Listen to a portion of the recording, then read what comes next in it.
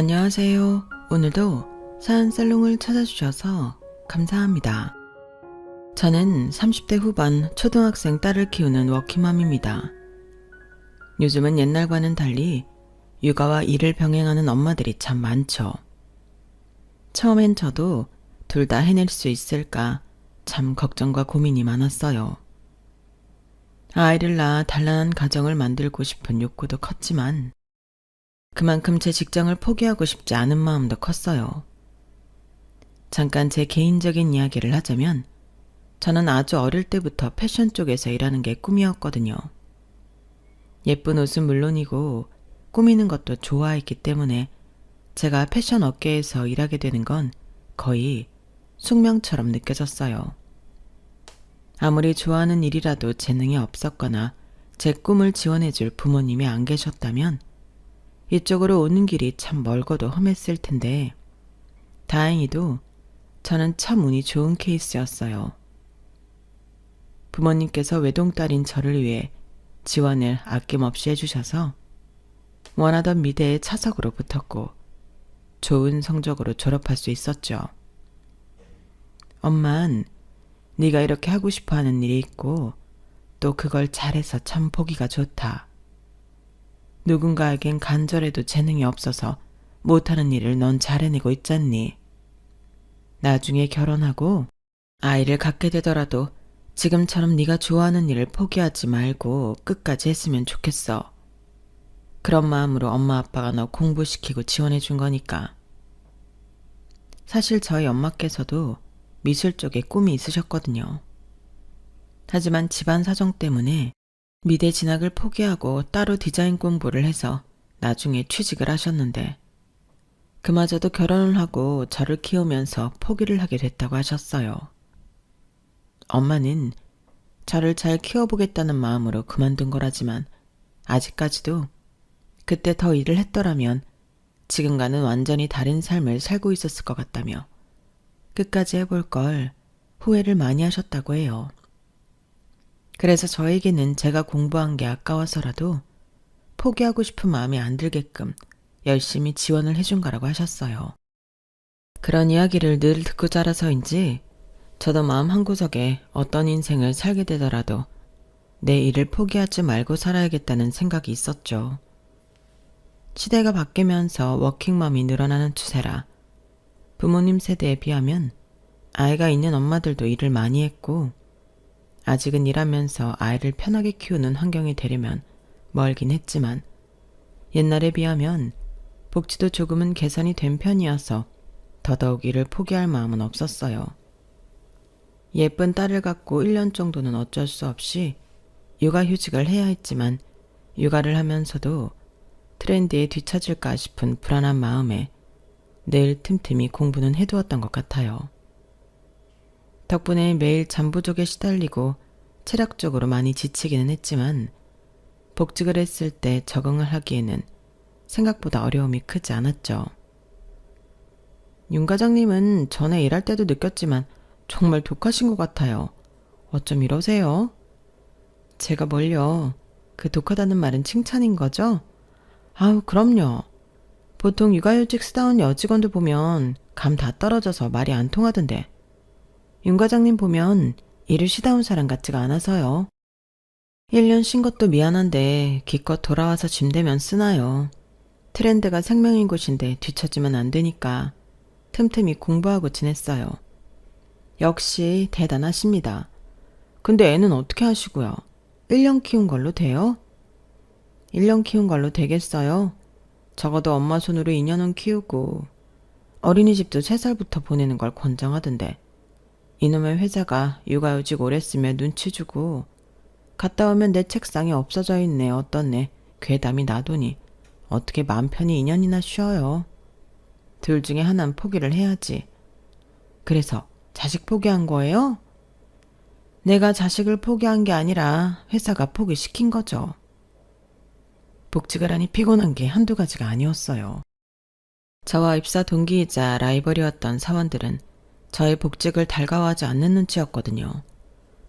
처음에는 제가 복직을 해봤자 감은 있는 대로 떨어져서 재구실을 못할 줄 알고 별로 경계하는 느낌이 없었는데 금방 적응하고 맡은 프로젝트를 수행하는 모습을 보더니 금방 위기감을 느꼈는지 제게 별의별 선 넘는 소리를 다 하더라고요.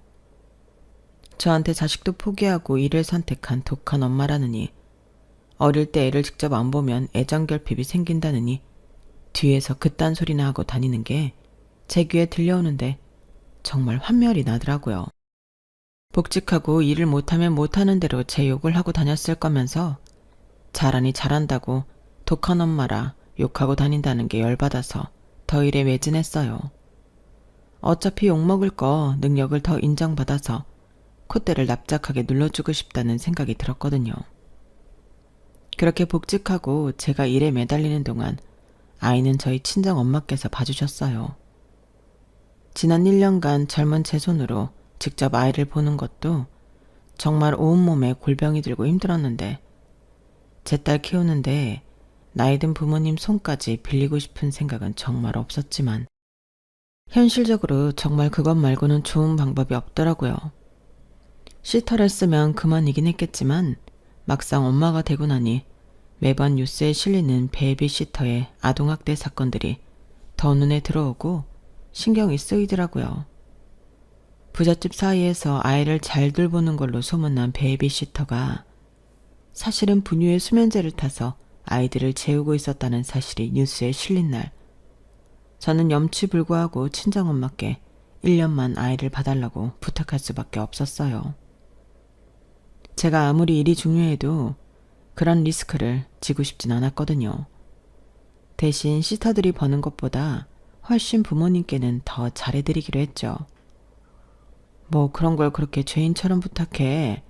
할머니 할아버지가 손녀딸 봐주는 게 그렇게 못할 일도 아니고. 그래도요, 제가 제일 포기 안 하겠다고 엄마 아빠 고생시키는 것 같아서 좀 마음이 안 좋아서요. 이기적인 것 같기도 하고. 아무렇지도 않게 애 맡기고 당연한 듯 굴고 미안한 줄도 감사한 줄도 모르면 그게 이기적인 거지. 엄마가 옛날부터 말했지? 네 일 포기하지 말라고. 너 그렇게 잘 먹고 잘 살라고 공부시킨 건데 네가 애 본다고 일 그만둔다 하면 엄마야말로 그 꼴 보기 싫어서 네가 부탁 안 해도 애 봐준다고 했을 거야. 그런 쓸데없는 걱정 말고 넌 네 일에나 집중해. 애는 퇴근하고 와서 신경 쓰면 되니까. 이해해줘서 감사해요, 엄마. 고맙긴 부모 자식 간의 별말을. 저희 아버지는 어릴 때부터 회사 일에 매진하시느라 가정을 거의 못 살펴보셨던 분이라 육아에는 거의 문외한이셨어요. 뭐 저희 아버지가 특별히 그랬다기보단 저희 부모님 세대가 다 그런 환경일 수밖에 없기는 했죠.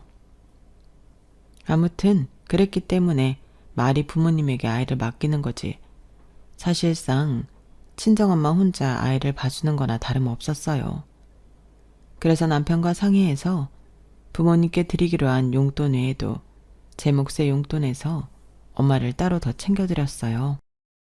엄마께서 저를 얼마나 지극정성으로 키우셨는지 알기 때문에 더 챙겨드리고 싶었던 것도 있었죠. 아무튼 친정엄마 덕분에 저는 일에만 몰두할 수 있었고 아이도 안심하고 맡길 수가 있었어요. 그렇게 친정 부모님께 아이를 온전히 맡겼던 1년이 금방 지나가고 아이는 어린이집에 들어가게 됐어요. 저희 회사 바로 앞에 작은 어린이집이 하나 있어서 출근하면서 아이를 맡겼다가 어린이집이 끝날 때쯤 친정 부모님께서 픽업했죠.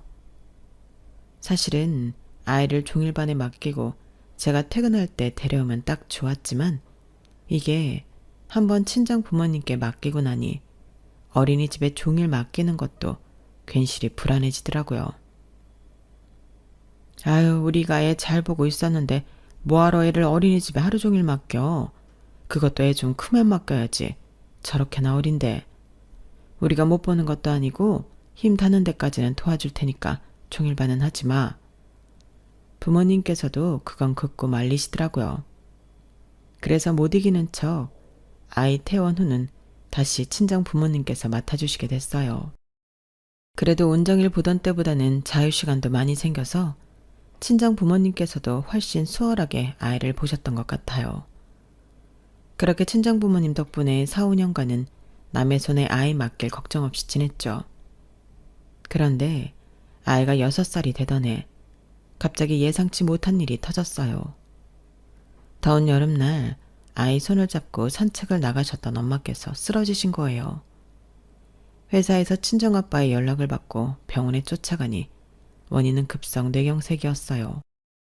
다행히 산책 당시 아빠와 함께 계셨기 때문에 비교적 빨리 병원에 도착해 치료를 받으셨어요. 빨리 대처한 만큼 호전도 빨랐지만 그런 일을 겪고 나니 더 이상 아이를 맡기기가 힘들더라고요. 장모님한테 아이 맡기는 건 무리지 않아? 내가 우리 부모님한테 한번 여쭤볼까? 남편도 걱정스러웠는지 먼저 좋은 제안을 해줬어요. 그런데 친정 부모님께는 죄송스러운 말이지만 이상하게 시댁에 아이를 맡기는 건 영 내키지가 않더라고요. 시댁은 시댁이다 보니 아이를 맡기다 보면 부딪힐 일도 너무 많아지고 이런저런 연락도 주고받아야 하니 아무래도 마음이 불편한 건 사실이었어요. 아니야, 내가 어떻게든 케어해볼게. 솔직히 이만큼 키워주신 것만 해도 감사하지. 우리 유진이 이제 말도 잘하고 잘 뛰어다니는데 이 정도면 다 큰 거지. 굳이 더 남의 손에 맡겨야 하나 싶긴 해. 회사 앞 어린이집 종일반도 있으니 별로 걱정될 건 아니었어요. 6살이면 어린이집 체류 시간이 좀 길어져도 아주 어린 건 아니니 괜찮지 않을까 싶기도 했고요. 유진아, 오늘 어린이집은 어땠어? 안 심심했어? 선생님이랑 친구들이랑 놀아서 별로 안 심심했는데 재미있었어. 그래? 유진이가 좋아하는 친구들 많이 있었어? 응, 맨날 나 혼자 일찍 집에 가서 심심했는데 애들이 이제 같이 있는다고 좋아했어. 선생님들이랑 그림도 그리고 춤도 추고 낮잠도 같이 잤어. 그래? 다행이다. 유진이가 싫어하면 어떡하지 걱정했어. 딸은 갑자기 할머니 할아버지와 떨어져 지내겠는 걸 납득하지 못한 것 같았지만 금방 종일반 생활에 적응했어요. 회사 앞에 있는 어린이집이라 그런지 종일반의 인원이 생각보다 많은 것 같더라고요.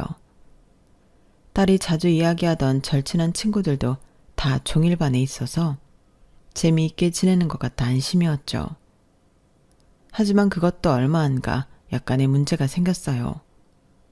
몇 년 전부터 저희 회사 사옥을 옮긴다는 이야기가 있었는데 정말로 실행에 옮기게 된 거예요. 회사가 이사를 가는 곳은 다행히 저희 남편 회사랑 가까워져서 그 동네로 이사를 가면 둘 다 편해지긴 했지만 문제는 그쪽 근처 동네가 회사만 잔뜩 모여있는 동네라 아이를 키우기에 적합한 환경은 아니었다는 점이었어요. 곧 초등학교를 입학할 나이라 초등학교도 알아봤는데 거리가 좀 있었고 회사 근처에도 어린이집이나 유치원이 많지 않은 상태였어요. 그나마도 몇 없는 유치원 어린이집을 다 알아봐도 아이를 태우러 오는 픽업 시간에 맞춰서 태워 보내고 나면 회사 출근 시간에 맞춰 출근하기가 어렵더라고요. 알고 보니 그쪽 동네에는 남자가 외벌이를 하는 집안이 대부분이더라고요. 요즘은 다 맞벌이 부부만 있는 줄 알았는데 동네마다 또 그렇게 분위기가 다르다는 것도 처음 알았어요.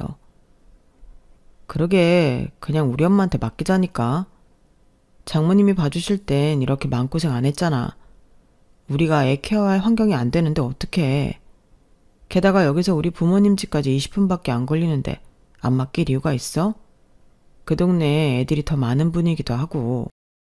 사실 그 제안에 반대할 이유는 많지 않았어요. 저희가 이사한 동네에서 시댁이 무척 가까웠던 데다 시부모님이 사는 동네는 신혼부부가 많은 지역이라 애도 많고 아이들을 위한 시설도 아주 잘 되어 있는 곳이었거든요. 낯선 지역에 적응할 아이를 생각해서라도 시부모님한테 맡기는 게 더 낫다는 생각이 들긴 했지만 제가 끝까지 고집을 피운 이유는 따로 있었어요. 근데 정말 어머님한테 맡겨도 괜찮은 거야? 당신 어릴 때 어머님 때문에 스트레스 많이 받았다며.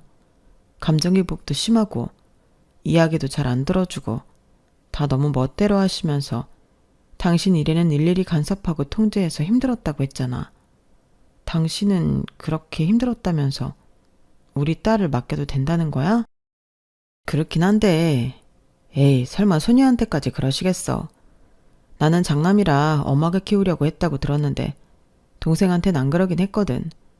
동생 보면 알잖아. 걔가 어디 그렇게 집착당하면서 사내야? 자유로우면 자유로웠지. 저는 적어도 제 자식을 집착받고 통제받는 환경에서 키우고 싶진 않았거든요. 어머님께서 저한테까지 그러진 않으셨지만 은연중에 강박적인 모습들이 보이긴 해서 제 딸이 그런 성향을 가진 분 밑에서 자기도 모르는 사이에 억눌려서 큰다고 생각하니 그것만큼은 막고 싶었어요. 게다가 지금이야 명절이나 가족 행사가 있을 때 필요할 때만 찾아뵙고 평소엔 바빠서 연락도 잘 못하는 사이니 괜찮지만 아이로 인해 엮이게 되면 그 성격이 저에게도 영향을 미치게 될 것 같아 괜히 사서 스트레스 받고 싶지가 않았죠. 몸이 고생하는 게 낫지 몸 좀 편하자고 지금 그럭저럭 충분히 괜찮은 관계를 유지하고 있는 시부모님과 틀어질 원인 제공하고 싶지 않았어요. 그래서 처음 반년간은 회사의 양해를 구하고 악착같이 제가 직접 아이를 픽업하고 재택근무로 야근까지 병행해가며 일을 했어요. 하지만 장기간의 해외 출장을 앞두게 되면서 현실의 벽 앞에 부딪히게 됐죠. 아, 윤 팀장님 밀라노도 다녀오시고 부럽네요. 일은 쉬엄쉬엄 하다 오세요. 윤 팀장, 이준아 나가 있는데 그동안 애는 누가 봐주나? 정 신경 쓰이면 내가 대신 가줄까? 회사에서는 저를 부러워하거나 제가 아이 때문에 발목이 잡히면 대신 가려고 기회를 노리려는 사람뿐이었어요. 사실 회사에서 해외 출장을 그렇게 길게 보내주는 건 흔치 않은 일이라 저도 이 기회를 정말 놓치고 싶지 않았고 호시탐탐 제 기회를 가로채려는 사람들을 보면 그 마음이 더 확고해졌죠. 이주나 되는데 그 짧은 기간 시터를 쓰는 건 더 마음이 불안해서 결국은 시댁에 도움을 요청하는 수밖에 없었어요. 그러게 왜 이렇게 고집을 부려 여보. 상황상 어쩔 수 없잖아. 내가 엄마한테 말해볼게. 엄마 맨날 유진이 보고 싶어 하시는데 잘 됐다. 남편 말대로 시댁에서는 저희가 2주간 아이를 맡아달라고 부탁드리니 굉장히 좋아하시는 눈치였어요. 아우, 우리 유진이 보고 싶었는데 잘 됐네. 유진이 걱정은 하지 말고 출장 잘 다녀와. 감사합니다, 어머님. 선물 많이 사올게요. 유진이 좀 잘 부탁드려요. 별 걱정을. 조심히 다녀오기나 해. 그렇게 아이를 시댁에 2주 동안 맡기게 됐어요. 시차가 달라서 연락을 주고받기 힘들긴 했지만 2주 동안 어머님은 꽤나 충실하게 아이가 어떻게 놀고 있는지 사진을 보내주시더라고요. 남편도 퇴근하면 아이의 시댁에 가서 아이와 시간을 보내는 것 같아 안심이었죠. 아무리 그래도 핏줄인데 제가 괜한 걱정을 한 것 같다는 생각마저 들더라고요. 무엇보다도 가장 궁금했던 건 아이의 반응이었어요. 완전 좋았어. 할아버지가 맨날 놀아주고 할머니는 맛있는 거 맨날 해주셨어. 엄마, 나 이제 할머니 할아버지 내서 살아? 어? 아니, 이제 우리 집으로 가야지. 엄마가 유진이 데리러 온 건데? 우리 집보다 할머니네가 더 좋은데? 여기서 지내면 안 돼? 어? 왜? 그렇게 좋았어? 집에 가면 친구도 없고 엄마 아빠도 없고 심심해. 나 여기서 지낼래. 평소에 때 같은 걸 쓰는 아이가 아닌데 그날은 그답지 않게 때를 쓰더라고요. 유진아, 할머니 할아버지도 생각해야지. 유진이랑 맨날 같이 있을 수도 없고 엄마 외국 간 동안만 봐주신 거야. 할머니 할아버지 좋아서 그런 거면 자주 놀러 오면 되지. 그래도 집에 가기 싫은데. 아이가 유독 집에 가기 싫어하는 모습을 보니 마음이 조금 아프더라고요. 그동안은 내색 안 했지만 많이 외로웠나 보다 생각이 드니까 너무 미안했어요. 새로 이사온 동네는 예전처럼 좋아하는 친구도 없고 항상 외할머니, 외할아버지와 지내던 아이라 그게 습관이 되어서인지 딸 입장에선 회사 끝나고 집에 오면 피곤해서 뻗어있느라 아이를 잘 놀아주지도 못하는 저희 부부보다는 친가든 외가든 조부모님과 함께 있는 게 나은 모양이었어요. 그래서 아이를 위해 큰 결심을 하기로 했죠. 지난 2주간 시부모님이 보여주신 모습도 생각보다 섬세한 느낌이라 믿고 맡겨도 될 것 같다는 생각이 점점 들었어요. 우리도 유진이랑 갑자기 헤어지려고 하니 영 아쉽네. 언제든 애 맡길 일 있으면 맡겨라. 우리도 나이 들어서 요새 재밌는 일도 하나 없고 둘만 있는 것보단 유진이랑 있는 게 훨씬 덜 적적하고 좋구나. 시부모님께서도 아이와 떨어지는 걸 무척이나 아쉬워하는 모습에 그동안 제가 남편 어린 시절 이야기만 듣고 시부모님에 대해 너무 부정적으로만 생각했나 싶은 생각이 들더라고요. 따지고 보면 저한테도 딱히 시댁살이 한번 시킨 적 없는 분들이었고 남편 말대로 자식 대하는 것과 손주 대하는 건 또 다른 문제인 것 같더라고요. 그래서 얼마 못 가 제가 큰 프로젝트를 맡게 되면서 그때부터 좀 더 본격적으로 시부모님께 아이를 맡기게 됐어요. 유진아, 엄마가 요즘 바빠서 우리 유진이한테 신경을 많이 못 써준 것 같아서 미안해. 아니야, 나 할아버지 할머니랑 잘 놀고 있어. 걱정하지 마, 엄마. 그래? 근데 너는 할아버지 할머니가 그렇게 좋아? 외할머니 외할아버지는 안 보고 싶어? 외할아버지랑 외할머니도 보고 싶긴 한데 나는 친할머니네가 더 좋아. 그래? 왜? 외할머니는 무서울 때도 많았는데 친할머니는 나한테 엄청 잘해주셔. 맨날 예쁘다고 하고 예쁜 것도 사주고 맛있는 것도 많이 사주고 그래서. 그래? 엄청 잘해주시나 보네. 아이 키운다고 고생한 건 저희 부모님도 마찬가지인데 아이가 친가 쪽이 더 좋다고 하니 내심 서운하면서도 단순하게 시부모님이 아이를 정말 잘 봐주시긴 하나 보다 생각했어요. 그도 그럴 게 아이의 말뿐만이 아니라 눈에 보이는 것들이 있었거든요.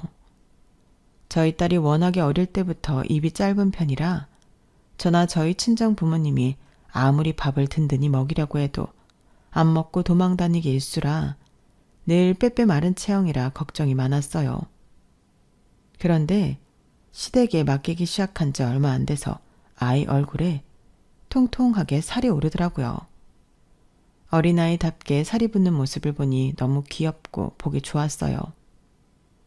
그땐 아이가 마음도 편하고 밥도 잘 먹으니 살이 붙는구나 라고만 생각을 했죠. 게다가 아이가 눈에 띄게 성격이 밝아진 것도 있었어요. 예전에는 아무래도 부모인 저희 부부가 집에 잘 안 붙어 있고 야근한다고 밤늦게 와서 아이를 보니 좀 위축되어 있는 느낌이었는데 시부모님께서 어화둥둥을 해서 그런지 얌전하던 아이가 왈가닥처럼 성격이 변하더라고요.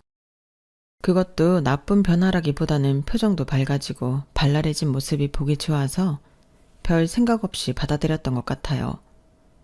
그런데 어느 날 유치원에서 청천벽력 같은 연락을 받았어요. 유진이 어머님이시죠? 저 한빛유치원 선생님인데요. 유진이가 최근에 아이들을 좀 때리고 다녀서요. 네? 그게 무슨 말씀이세요? 아이들을 때리고 다닌다고요? 네, 혹시 처음 들으세요? 유진이 할머님께 여러 번 말씀드려서 어머님도 알고 계신다고 하셨는데? 전 처음 듣는 소리예요. 유진이가 애들이랑 싸웠나요? 가만히 있는 아이들을 때리는 건가요? 네, 예전에는 안 그랬는데 요즘은 친구들이 마음에 안 들게 한다 싶으면 툭 하면 때려서 애들을 울리더라고요. 제가 몇 번 그러면 안 된다고 말리다 언성을 높인 적이 있는데 그 다음날 할머님이 찾아오셔서 유치원을 뒤집었었어요. 네가 뭔데 우리 손녀딸을 혼내냐면서요. 혹시 이것도 모르고 계셨을까요? 네, 제가 요즘 일 때문에 워낙 바빠서 그런 일이 있었다는 건 상상도 못했어요. 세상에 죄송해요, 선생님. 아니에요. 어머님이 사과하실 일은 아니죠. 아무튼 저는 이런 상황들이 어머님과 다 공유되고 있는 줄 알았거든요. 그런데 오늘도 같은 반에 있는 남자의 볼을 잡아 뜯길래 도대체 왜 그러냐고 붙잡고 물어봤더니 할머니가 친구들이랑 싸울 것 같으면 맞지 말고 무조건 먼저 때리라고 가르쳐줬다고 하네요. 할머님께서 어머님 바쁘시니까 연락하지 말고 무슨 일 있으면 직접 이해하라고 하셨는데 지난번에 찾아오셔서 뭐라 하신 것도 있고 해서 직접 말씀드리기가 좀 난처해서요. 그래서 늦은 시간에 어머님께 연락드린 거예요. 어머나, 전 그런 일이 있는 줄도 모르고 알려주셔서 감사해요. 제가 일이 늦게 끝나서 회사에 있는 시간 동안은 외부 일에 신경을 많이 못 쓰다 보니 어머님이 얘기를 안 하셨나 봐요. 제가 어머님이랑 이야기 나눠볼게요, 선생님. 네, 원래 아이들하고 무난하게 잘 지냈는데 요즘 조금만 다툼이 생긴다 싶으면 유진이가 그렇게 행동을 해서 같은 반 아이 엄마들이 유진이를 너무 안 좋게 생각하고 계세요. 내년이면 유진이도 졸업하고 지금 같이 큰애들이랑 다 같이 초등학교에 입학하게 될 텐데 이대로면 소문도 너무 나빠지고 유진이한테 좋을 게 없을 것 같아서요. 선생님 말씀이 맞아요. 걱정이 되네요. 아, 그리고 어머님, 이건 제가 혹시나 해서 드리는 말씀인데요. 네? 또 뭐가 더 있나요? 가끔 유치원에서 소풍이 있거나 도시락 먹는 날이 있거든요. 보통 할머님께서 도시락을 챙겨주시는데 이상하게 유진이 도시락에는 밥이 없고 빵이랑 케이크처럼 달달한 군것질거리만 있더라고요.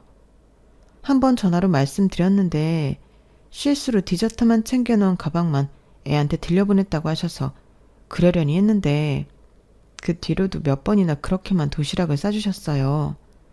유치원에서 유진이가 많이 먹는 편이 아니거든요. 그런데 이상하게 살은 오르는 것 같아서 조금 걱정했는데 식습관이 좀 잘못된 것 같기도 해요.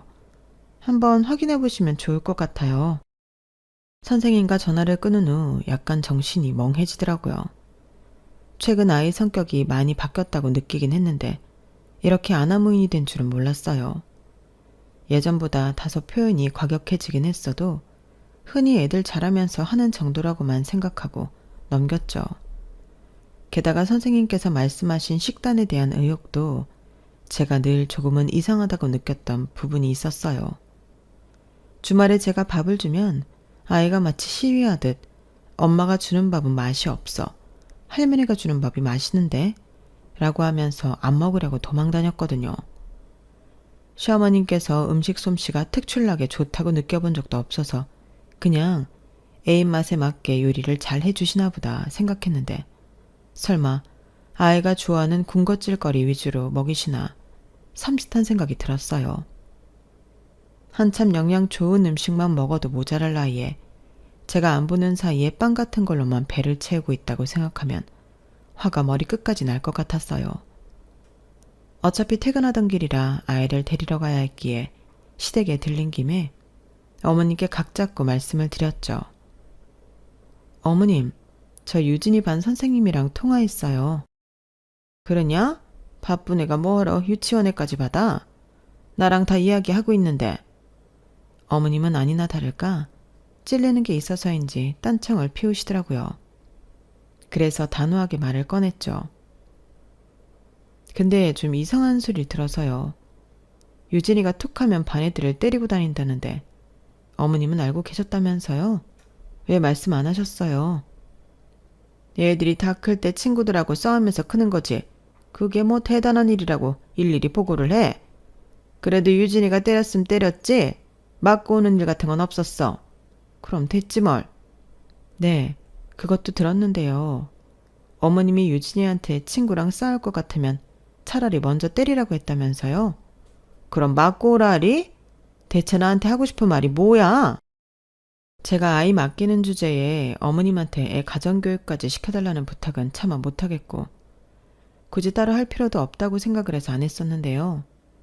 아이가 잘못한 걸 바로 잡아주진 못할 망정 그렇게 말도 안 되는 말씀을 하시면 한창 자라는 나이에 아이가 혼란스러워하지 않겠어요? 정말 불가피하게 싸움이 붙는 경우는 모르겠는데 아이가 싸움이 날 것 같다는 생각이 들면 손이 먼저 나가는 건 누가 봐도 문제가 있는 거잖아요. 화가 나도 어느 정도는 참는 법을 가르쳐야 되는 거 아닌가요? 그런 건 부모가 할 역할이지. 나는 내 아들들 그렇게 안 키웠다. 지금이야 어려서 내 말을 곧이곧대로 듣는 거지. 어차피 크면서 잘못된 걸 스스로 알면 고치게 되어 있어. 너도 참 별 걱정을 다 하는구나. 어머님 아버님이 애 봐주시는 것만 해도 정말 감사해서요. 이런 부탁까지 드리고 싶지 않았는데 그래도 어느 정도 상식선에서 아이를 키워주셨으면 좋겠어요.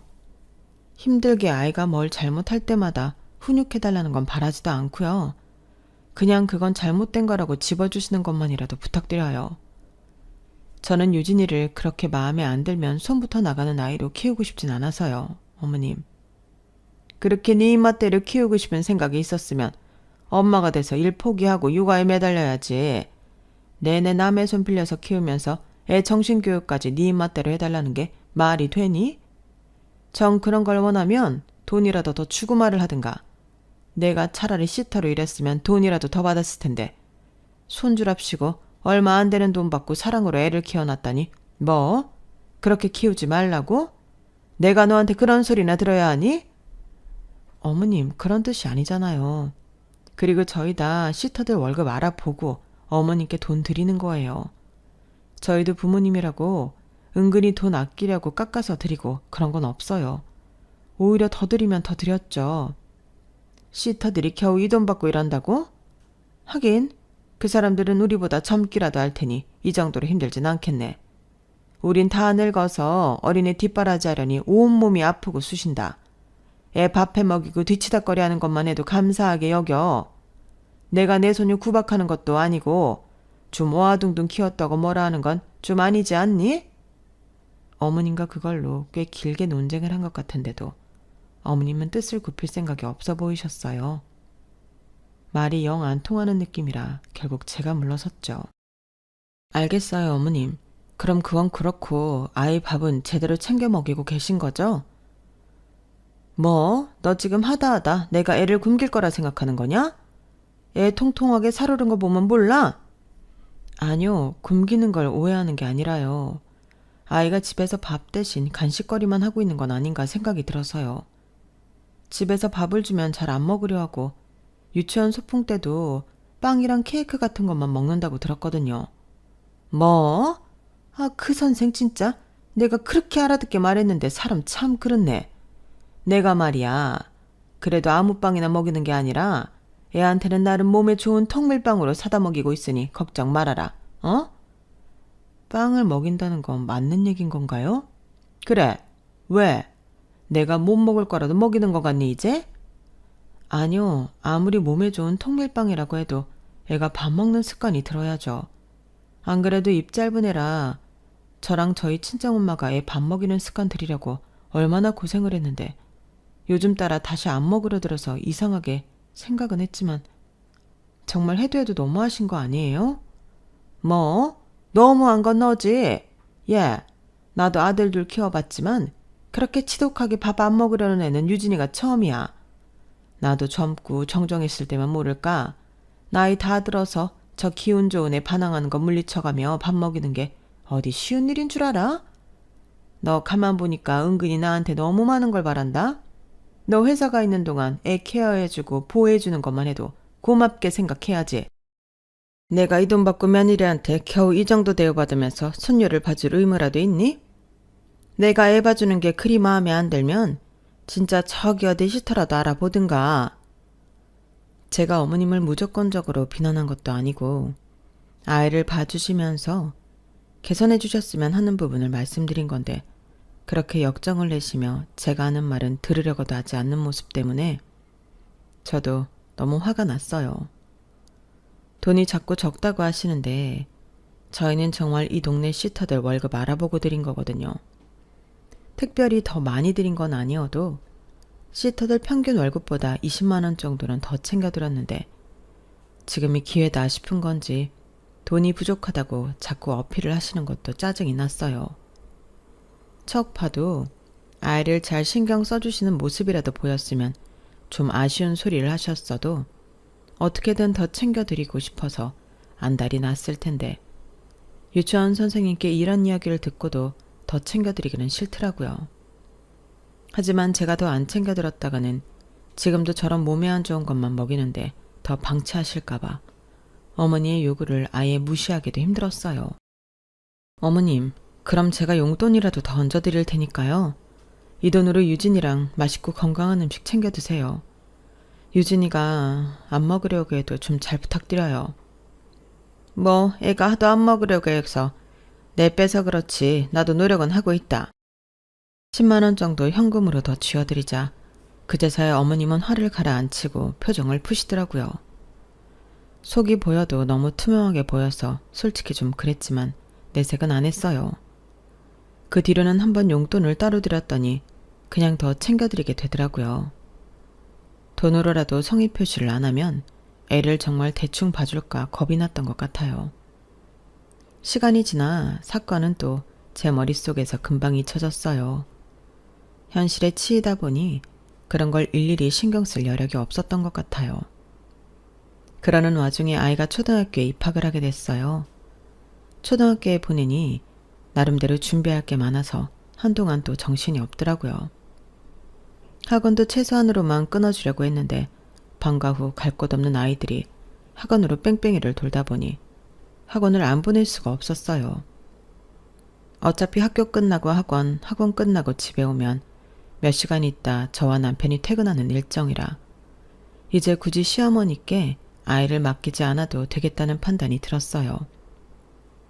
어머님, 저희 유진이 이제 집에서 통학시킬게요. 그동안 정말 감사했어요. 뭐? 그래도 아직 저학년인데 보호자가 필요하지. 애 학원 보내고 잘 돌아왔는지 확인할 사람이 필요할 거 아니냐. 유진이 다니는 학원들이 집에다 다 10분 이내라서요. 굳이 보호자까지는 필요 없을 것 같아요. 애 밥은? 애 학원 갔다 오면 따뜻한 밥 한 끼 해줄 사람 있어야 할 거 아니야? 어차피 2시간 있으면 저랑 남편 다 집에 들어오는데요 뭐. 조금만 기다리라고 했다가 같이 저녁 먹으면 돼요. 걱정 마세요 어머님. 하우, 우리도 손녀가 집에 있는 게 훨씬 좋은데 유진이가 갑자기 떠나버리면 우린 적적해서 어쩌나.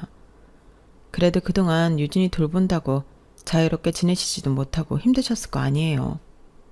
이때까지 봐주신 것만 해도 너무 감사한데 더 폐를 끼칠 수는 없어요. 아유, 그래도 그렇지. 우리 유진이 보고 싶어 어쩌나. 그럼 자주 놀러 오세요 어머님.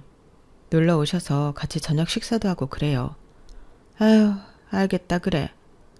어머님은 아이를 데리고 가겠다는 제 말에 꼭 소중한 보석 상자라도 빼앗긴 사람 마냥 울상을 지으셨어요.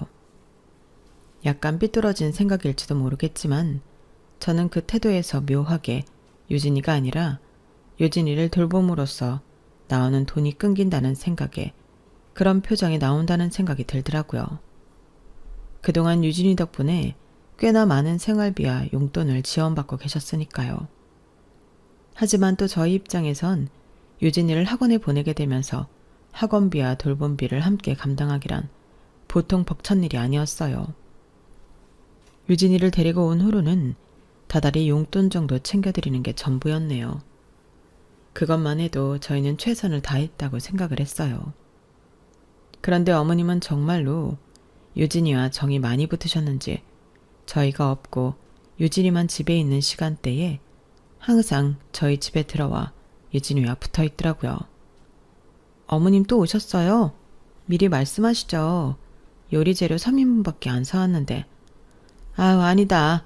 내가 어떻게 며느리 집에 와서 밥을 얻어먹고 가니? 난 그저 우리 예쁜 손녀 얼굴이 보고 싶어서 온 게 전부야. 얼굴 봤으니까 됐다. 이만 가마. 아, 어머님. 그래도 이렇게 가시는 게 어딨어요. 마침 저녁 식사 시간인데 식사나 한 술 뜨고 가세요. 맛있는 거 해드릴게요. 아니다. 난 정말 괜찮다니까. 그리고 나 혼자 먹고 들어가면 너희 시아버지 단단히 삐친다. 난 그 양반이랑 같이 먹어야지. 아, 그럼 다음에는 혼자 오지 마시고 아버님이랑 같이 오세요. 오셔서 유진이랑 좀 노시다가 저희 오면 같이 식사해요. 그래, 그르마. 어머님은 정말로 손녀만 보러 오신 건지 제가 집에 도착하니 허둥지둥 짐을 챙겨서 나가셨어요. 그때만 해도 별 생각은 없었어요. 그런데 다음날 딸이 갑자기 이런 말을 하더라고요. 엄마, 나 이번 주 용돈 다 썼나 봐. 돈이 없어. 응? 받은 지 얼마나 됐다고 벌써 다 써. 매주 8만 원씩 대부분의 시간을 혼자 보내는 딸에게 미안한 마음에 용돈을 또래에 비해 넉넉하게 챙겨주고 있었어요. 가끔 딸이 혼자 저녁을 먹어야 할 때도 있어서 준비물 등등 값을 생각하면 그 정도는 줘야 여유 있게 쓰겠더라고요.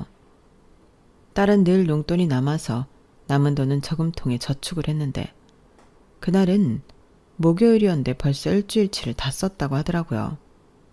모르겠어. 이번 주에 애들이랑 분식집도 몇 번 가긴 했는데 언제 다 썼지? 잃어버린 거 아니야? 그런가? 아, 돈 안 잃어버리게 조심하라니까. 칠칠 맞게. 그거 큰 돈이야. 알아. 근데 어디서 잃어버린 거지? 엄마야 모르지. 엄마가 새로 용돈 줄 테니까 다음부터는 조심해. 알겠지? 응, 알겠어. 그날은 딸에게 용돈을 새로 줬어요. 딸이 또 어디 뛰어다니다가 흘렸겠거니 싶었죠. 그런데 이상한 일은 또 반복됐어요. 엄마, 나 또 돈 잃어버린 것 같아. 뭐? 그게 말이 돼? 근데 지갑에 분명히 아까 2만 원 들어있는 거 봤는데 어디 갔지? 잘 찾아봐. 근처에 없어? 분명히 봤는데. 그날도 어머니가 아무 사전 예고도 없이 왔다 가신 날이었어요. 돈이 없어질 일이 별로 없는데 하필이면 어머님이 왔다 가신 날마다 돈이 없어진다는 게 좀 이상했죠. 어머님 혹시 유진이 방 책상 근처에서 2만 원 주운 적 있으세요? 뭐? 내가 그걸 왜 주워? 아, 유진이가 없어졌다고 했어요. 혹시나 해서 여쭤봤어요. 그걸 왜 나한테 물어봐? 뭐 설마 나 의심이라도 하는 거야? 아니요, 그럴 리가요. 그런 거 아니에요. 나 참 별 질문을 다 받아보겠네 정말. 어머님의 반응을 확인할 겸 살짝 떠봤는데 어머님은 거의 역정을 내시더라고요. 긴가민가해서 의심은 걷었어요. 고작 2만 원 때문에 애 지갑에 든 돈에 손을 댔을 거라곤 생각 안 했거든요. 그런데 아이가 자꾸만 용돈이 없어졌다고 하더라고요. 처음 몇 번은 어머님을 의심했지만 어머님이 집에 다녀가지 않은 날에도 그런 일이 생기니 어머님은 아닌 것 같다는 생각이 들었어요. 너 용돈 부족해서 그래? 그런 거면 그냥 엄마한테 더 달라고 말을 해. 뭘 자꾸 없어졌다고 하는 거야. 아니 진짜라니까. 진짜 없어졌어. 미치겠네. 집인데 어디서 없어졌다는 거야. 나도 모르겠어. 다 써놓고 없어졌다고 하는 거 아니야? 너 앞으로 용돈 기입장 써서 엄마 보여줘. 딸에게 용돈 기입장도 쓰게 하고 목걸이형 지갑도 사줬지만 소용이 없었어요. 딸은 항상 용돈의 거의 절반 정도 되는 금액이 매번 사라졌다고 했고 저는 딸에게 추가로 용돈을 주는 것 말고는 조치를 취할 수 있는 게 없었어요. 그러다 저희가 친구네 강아지를 한 달 정도 맡아주게 되었어요. 저희 집에 자주 놀러 오던 친구라 딸도 그 강아지를 엄청 좋아한 터라 잘 됐다 싶었죠. 친구는 자신의 집에서 쓰던 펫캠과 애착 장난감, 시트와 서류 등을 갖다 줬어요.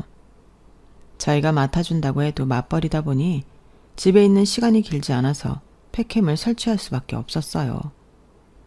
회사에서 점심시간이나 한 번씩 확인하고 그 외에는 딸한테 전화해서 확인하는 정도여서 그다지 들여다볼 일은 없었어요.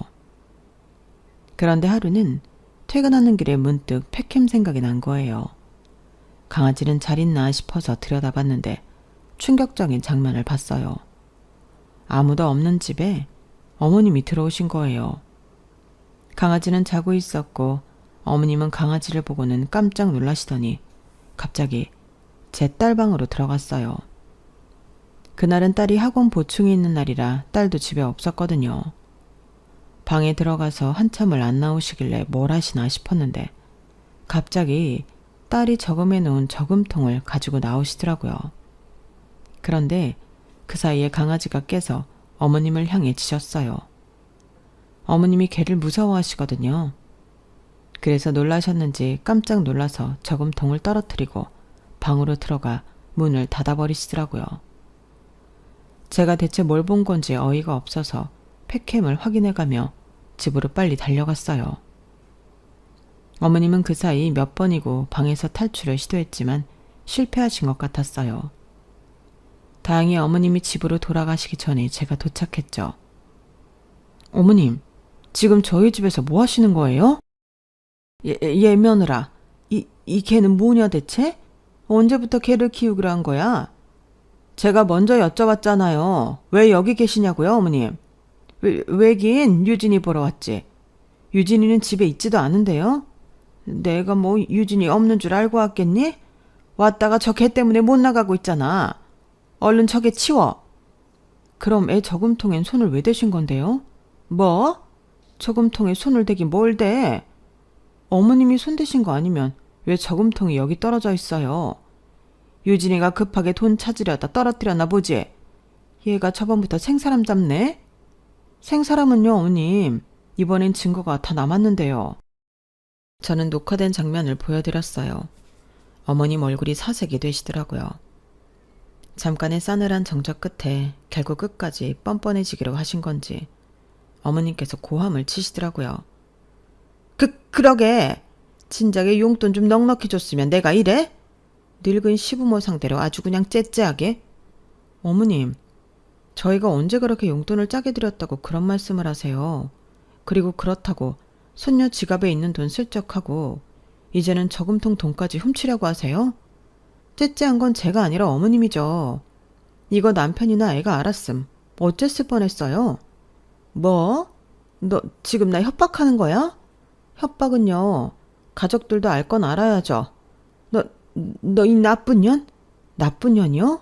제가요? 누가 나쁜지 가족들한테 한번 물어볼까요? 아, 아버님은 어머님 이러는 거 아세요? 야, 너 정말?